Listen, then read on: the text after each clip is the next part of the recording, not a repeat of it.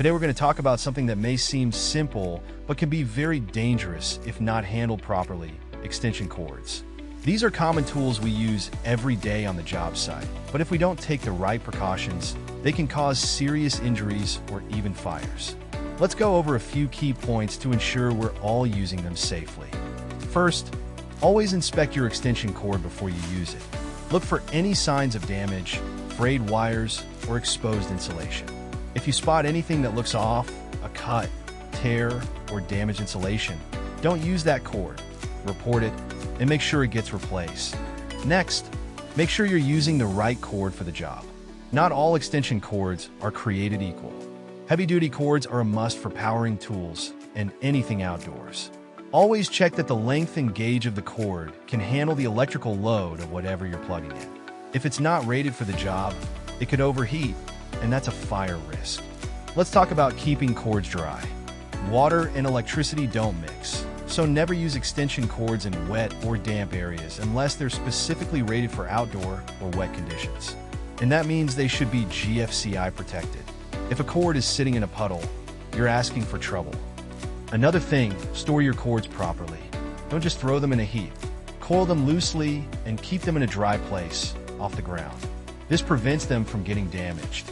Avoid tightly wrapping them or making sharp bends. Doing that can break the wires inside.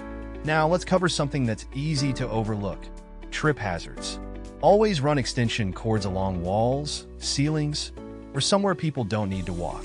If you have to run a cord in a high-traffic area, use cord covers or secure it with tape to prevent tripping accidents. And here's a big one: never overload your extension cords. Don't plug a bunch of power strips or cords into each other. That's called daisy chaining, and it's a quick way to overheat a cord and start a fire. Always check the wattage and make sure your cord can handle what's plugged into it. Also, never alter or modify your cords. If it's too short, don't cut it and splice another one in. Get a longer cord. Extension cords are not a replacement for permanent wiring, so don't try to rig up something dangerous. Finally, when you're done using the cord, unplug it the right way. Pull from the plug, not the cord itself. Yanking the cord can damage the connection, and that could cause issues next time you need to use it.